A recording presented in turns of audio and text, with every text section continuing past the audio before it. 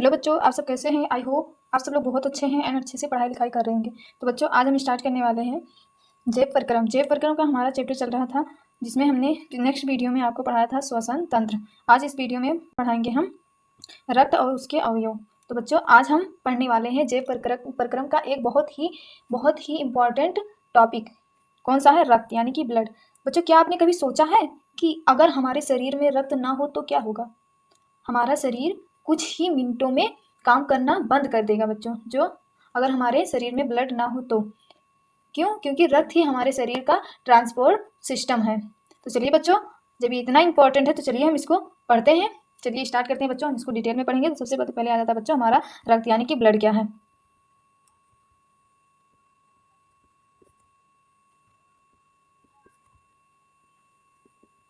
रक्त क्या है बच्चों? रक्त एक तरल संयोजी ऊतक है, यानी कि कनेक्टिव टिश्यू है। जो हमारे शरीर में हड्डियां मांसपेशियां होती हैं, वैसे ही रक्त भी एक ऊतक है। या बच्चों, यह तरल अवस्था में रहता है। बच्चों, इसे हम तरल संयोजी ऊतक क्यों कहते हैं? बच्चों, इसे हम संयोजी ऊतक क्यों कहते हैं? क्योंकि बच्चों, यह शरीर के भिन्न अंगों को जोड़ता है और सहयोग करता है पदार्थों को एक दूसरे से एक स्थान से दूसरे स्थान तक ले जाने में। आई बात समझ में बच्चों? रक्त क्या है? रक्त एक तरल संयोजी ऊतक है। बच्चों, क्या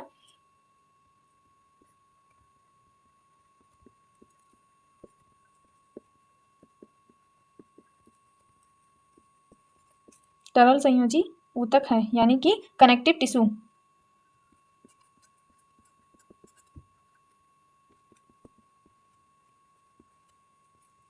और बच्चों, जो हमारे शरीर में जैसे हमारे शरीर में हड्डियां मांसपेशियां होती हैं, वैसे ही रक्त भी एक ऊतक है।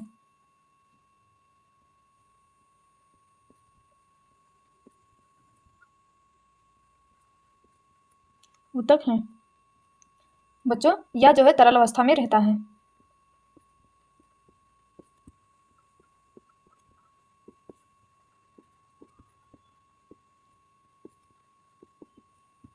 बच्चों, इसे संयोजी ऊतक क्यों कहते हैं? संयोजी ऊतक ऊतक क्यों कहते हैं बच्चों? या क्योंकि यह शरीर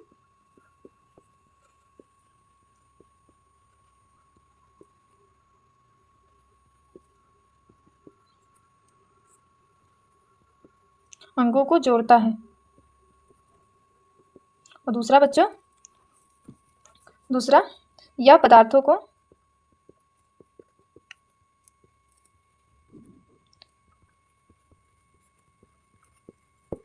एक स्थान से दूसरे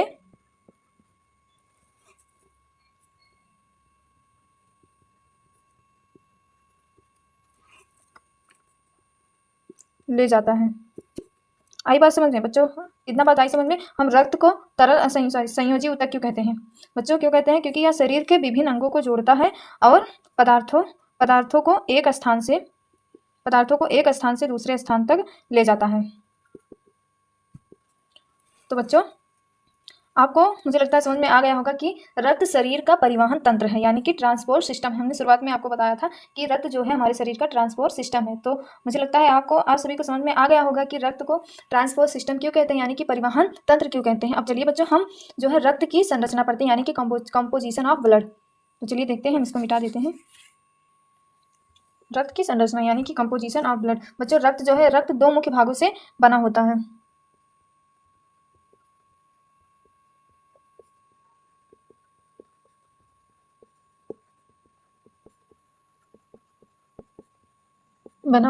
बच्चों, पहला हमारा क्या है? प्लाज्मा।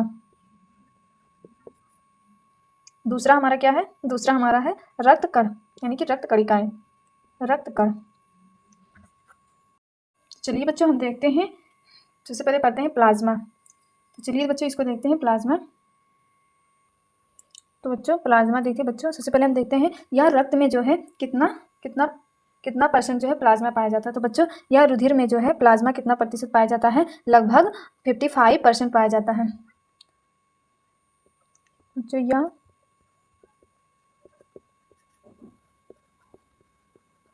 55% बच्चों लगभग।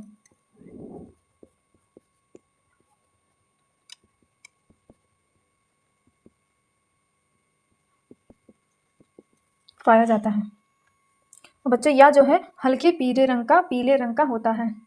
बच्चों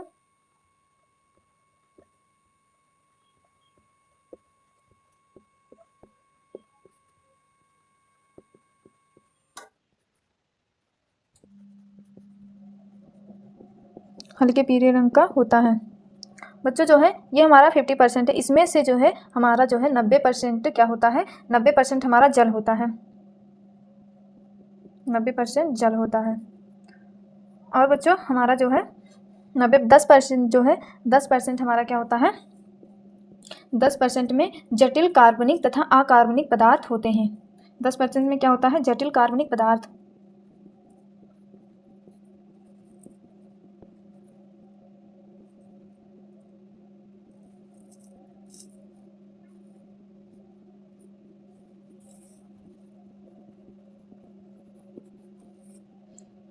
तथा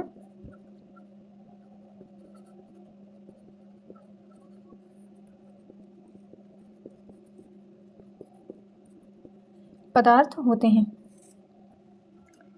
अब बच्चों चलिए इसके कार्य पढ़ लेते हैं। प्लाज्मा के कार्य देखते हैं। हम इसको मिटा देते हैं।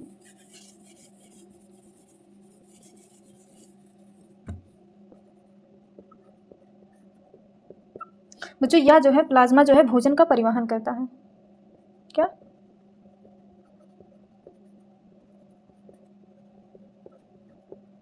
भोजन का परिवहन करता है। दूसरा हमारा क्या है बच्चों, यह जो है हार्मोन का परिवहन करता है।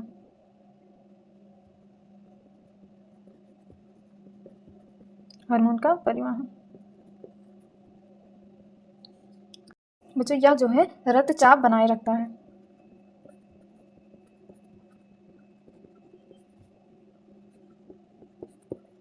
बनाए रखता है। बच्चों इसमें सबसे इम्पॉर्टेंट है कि यह जो है इसमें जो है फाइब्रिनोजन पाया जाता है, जो कि जब हमारे हाथ या कहीं पर कट जाती है तो जो है यह जो है फाइब्रिनोजन जो है जमने का कार्य करता है। ब्लड को जब जम जाता है तो हमारा जो है ब्लड बाहर नहीं आ पाता है। फाइब्रिनोजन क्या कार्य करता है, यह जो है क्लोटिंग में मदद करता है, यानी कि रक्त की थक्का बनाने में मदद करता है। फाइब्रिनोजन का क्या कार्य करता है, यह जो है क्लोटिंग में मदद करता है।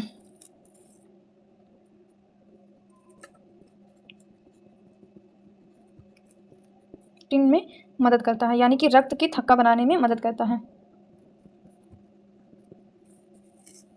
अब चलिए बच्चों हम आगे पढ़ते हैं। तो चलिए बच्चों देखते हैं। अब हम पढ़ेंगे लाल रक्त, यानी कि रेड ब्लड सेल्स। चलिए देखते हैं बच्चों, इसको मिटा देते हैं।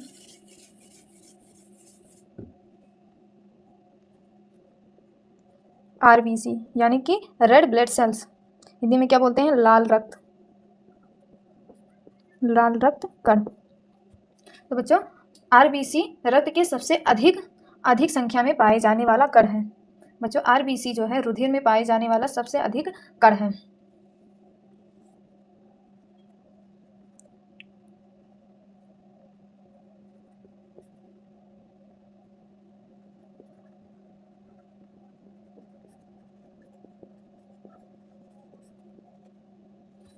सबसे अधिक संख्या।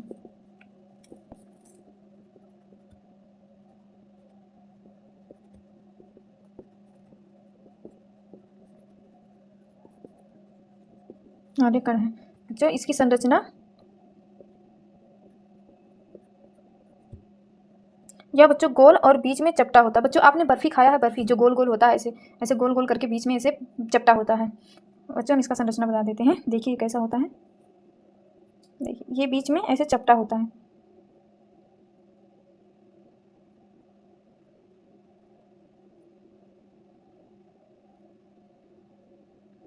ऐसे होता है। तो ये हमारा क्या है, आरबीसी।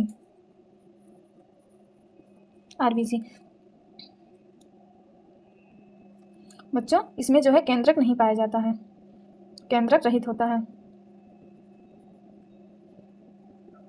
नहीं होता है। आरबीसी में जो है केंद्रक नहीं होता है। और बच्चों यह जो है ऑक्सीजन कैरी करता है, O2 यानी कि ऑक्सीजन कैरी। बच्चों इसमें जो है हीमोग्लोबिन पाया जाता है। क्या होता है बच्चों, इसमें जो है हीमोग्लोबिन पाया जाता है।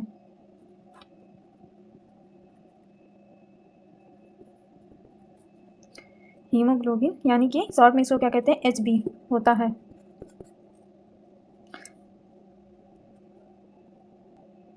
बच्चों इसी की वजह से जो है रक्त रेड यानी कि लाल होता है। रक्त जो है, रक्त RBC जो है लाल रंग होता है। आई बात समझ में बच्चों? अब चलिए बच्चों इसके कार्य देखते हैं।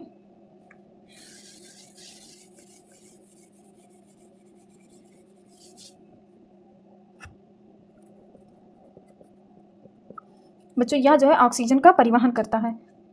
RBC का कार्य क्या है, ऑक्सीजन का परिवहन।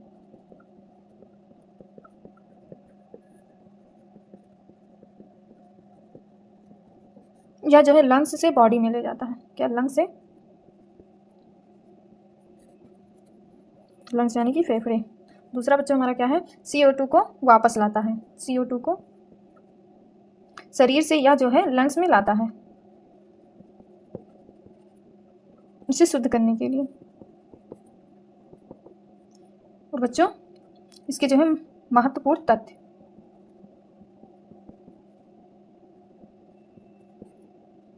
बच्चों इसका जीवन काल कितना होता है। RBC का जीवन काल जो है अप्रॉक्स लगभग 120 दिन होता है। बच्चों RBC का निर्माण जो है कहाँ होता है, निर्माण कहाँ होता है, अस्थि मज्जा। कहाँ होता है, अस्थि मज्जा। अस्थि मज्जा क्या है बच्चों, हड्डियों के बीच में जो पाया जाता है पदार्थ उसे हम अस्थि मज्जा कहते हैं, यानी कि ब्रोन मेरो। ब्रोन मेरो, ब्रोन मेरो। तो बच्चों आई होप आप सबको समझ में RBC समझ में आ गया होगा। हमने आपको बताया RBC रक्त में कितना प्रतिशत पाया जाता है बच्चों यह जो है सबसे अधिक पाया जाता है रक्त में जो है। RBC जो है RBC की संख्या सबसे ज़्यादा होती है। और बच्चों इसमें जो है RBC में जो है केंद्रक नहीं पाया जाता है, या जो है केंद्रक नहीं रहित रहता। हमने आपको डायग्राम बनाकर, उसका चित्र बनाकर आपको समझाया कि RBC जो है कैसा होता है। बच्चों यह जो है ऑक्सीजन का परिवहन करता है, या जो लंग्स को बॉडी तक लेकर जाता है। और बच्चों हमने आपको ये बताया कि CO2 को वापस लाता है, शरीर से फेफड़े में लाता है। बच्चों RBC जो है रेड क्यों होता है, क्योंकि उसमें एक वर्णक पाया जाता है, हीमोग्लोबिन पाया जाता है, जिसकी वजह से जो है रक्त जो है लाल होता है। बच्चों महत्वपूर्ण तथ्य जीवन काल कितना होता है, 120 दिन होता है। बच्चों इसका निर्माण कहाँ होता है, अस्थि मज्जा में होता है। अब चलिए बच्चों हम आगे देखते हैं। बच्चों RBC की कमी होने पर क्या होता है, एनीमिया बीमारी होती है। कौन सी बीमारी,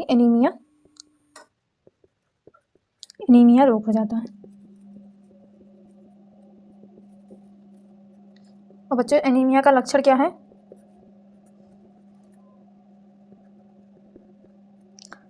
कमजोरी तथा थकान। बच्चों लड़कियों में अक्सर जो है एनीमिया की कमी का शिकायत आता है, क्योंकि उसमें जो है एक साइकिल चलता है जिसमें मेंस्ट्रुएशन साइकिल होता है, जो मंथ में मतलब आता है। बच्चों मेंस्ट्रुएशन साइकिल होता है, एक चक्र होता है जो हर लड़कियों में होता है, उसे हम पीरियड बोलते हैं। जो इसीलिए काफ़ी ढेर सारा हम लड़कियों के शरीर से ब्लड निकल जाता है, इसीलिए उन सब में एनीमिया का शिकायत आता है। तो चलिए बच्चों हम आगे देखते हैं। बच्चों हम पढ़ते हैं WBC यानी कि वाइट ब्लड सेल। WBC यानी कि श्वेत रक्त कणिकाएं, श्वेत रक्त। बच्चों इसे हम क्या कहते हैं, डिफेंस सिस्टम यानी कि सैनिक कहते हैं। इसे हम क्या कहते हैं, हमारे शरीर का सैनिक बोलते हैं, डिफेंस सिस्टम।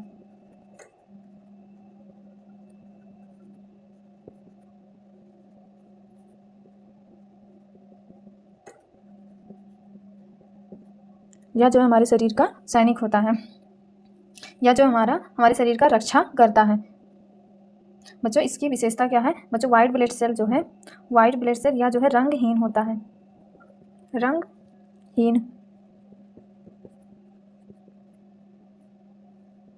रंगहीन होता है। बच्चों इसमें जो है न्यूक्लियस होता है, इसमें जो है न्यूक्लियस होता है। बच्चों इसका जो है आकार जो है बदलता रहता है, इसकी संरचना, आकार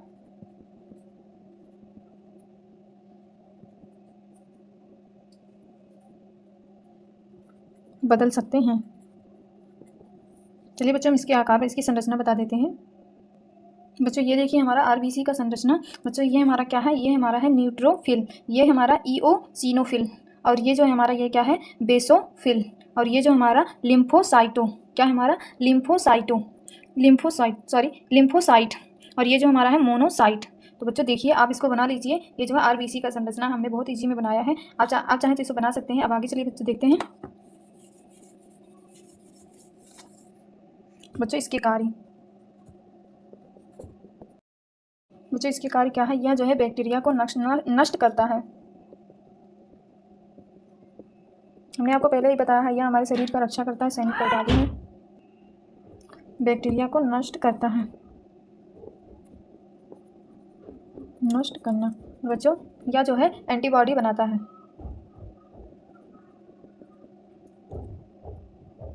एंटीबॉडी बनाता है बच्चों। यह जो है संक्रमण से बचाता है, संक्रमण से हमारी रक्षा करता है,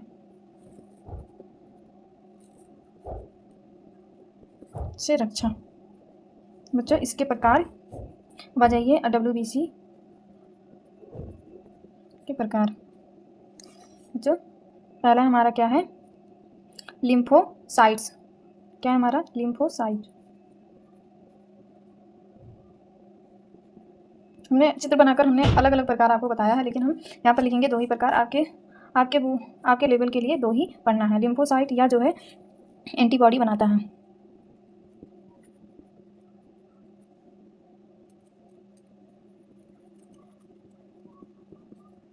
एंटीबॉडी बनाता है। और दूसरा बच्चों हमारा क्या है, तो दूसरा हमारा क्या है, जीवाणु। जीवाणु को निगलता है। चलिए बच्चों हम आगे देखते हैं। बच्चों प्लेटलेट्स हमारा अगला आ जाता है। प्लेटलेट्स बच्चों, प्लेटलेट्स बहुत छोटे कण होते हैं जो रक्त की थक्का जमने में मदद करते हैं। प्लेटलेट्स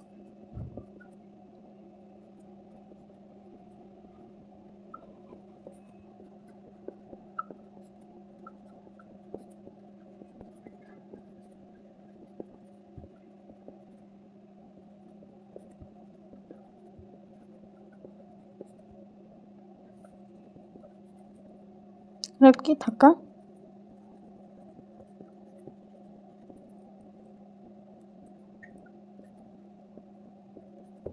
मदद करते हैं। बच्चों इसका कार्य क्या है, इसका कार्य है बच्चों चोट लगने पर कॉल्ट बनाना, यानी कि थक्का बनाना। बच्चों जब हमारे हाथ कट जाते हैं तो आपने कभी सोचा है कि मतलब किसकी वजह से जो है हम कुछ देर के बाद, लगभग 5 या फिर 6 मिनट के बाद जो है हमारा जो है रक्त जमने लगता है, किसके कारण होता है, प्लेटलेट्स के कारण होता है। आई बात समझ बच्चों।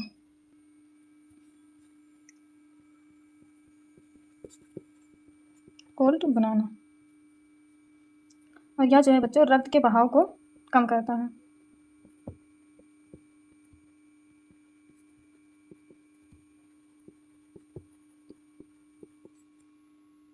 तो इसकी प्रक्रिया,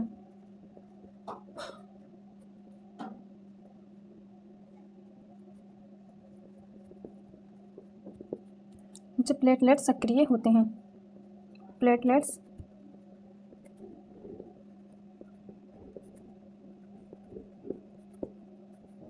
सक्रिय होते हैं बच्चों, यह जो है फाइब्रिन जाल बनाता है।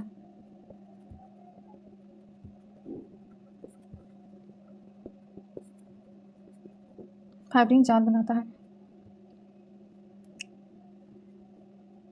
बच्चों, जिससे खून जम जाता है, यानी कि रक्त जो है जम जाता है।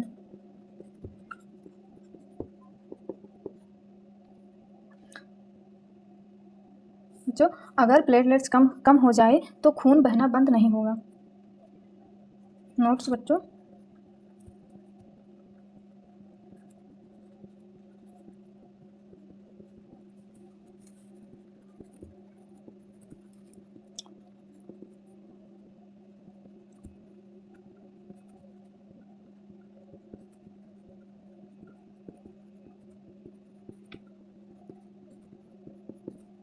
नहीं बंद होगा। बच्चों आई होप आप सबको समझ में आ गया होगा। चलिए बच्चों हम आगे देखते हैं। बच्चों हम पढ़ते हैं रक्त के कार्य।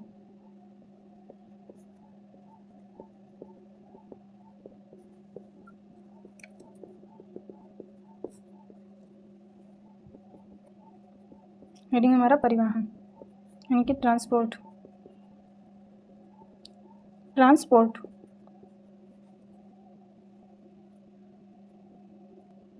यह जो है ऑक्सीजन को कोशिकाओं में पहुंचाता है।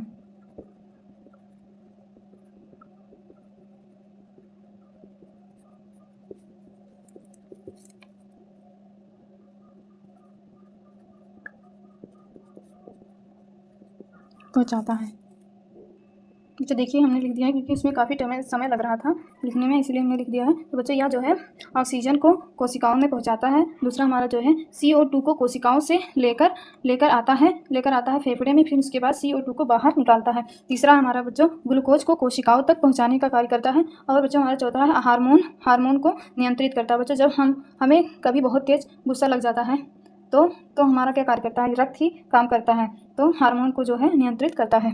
चलिए बच्चों हम आगे देखते हैं।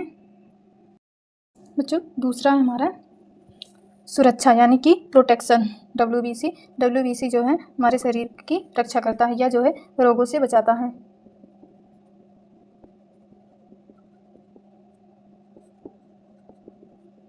दूसरा हमारा जो है यह जो है इम्यूनिटी देता है।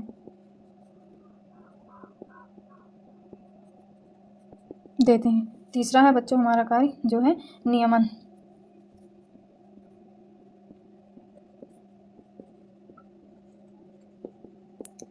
रेगुलेशन। बच्चों यह जो है शरीर का तापमान नियंत्रित करता है। रक्त जो है हमारा शरीर का तापमान नियंत्रित करता है।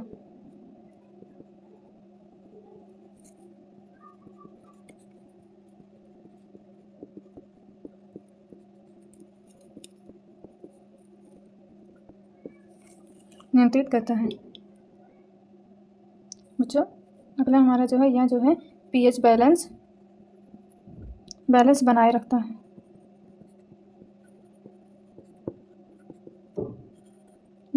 है।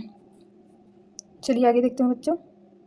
देखिए बच्चों हमने एक क्वेश्चन लेकर आया है, शॉर्ट क्वेश्चन और लॉन्ग क्वेश्चन। शॉर्ट क्वेश्चन, रक्त क्या है लिखिए। रक्त क्या है? RBC का कार्य लिखिए। WBC को सैनिक क्यों कहा जाता है? बच्चों WBC को सैनिक क्यों कहा जाता है हमने आपको बताया है वीडियो में। और बच्चों चौथा हमारा प्लेटलेट्स का कार्य लिखिए। और लॉन्ग क्वेश्चन में बच्चों हमारा है रक्त के घटकों का वर्णन करें। तो बच्चों आई होप आप सबको समझ में आया होगा। हमने बहुत कोशिश की है समझाने के लिए। आशा करती हूँ बच्चों आप सभी को समझ में आया हो। अगर जो बच्चों समझ में आया हो तो हमारी वीडियो को लाइक करिएगा एंड सब्सक्राइब करिएगा और अपने दोस्तों को शेयर करिएगा। तब तक के लिए बाय बाय।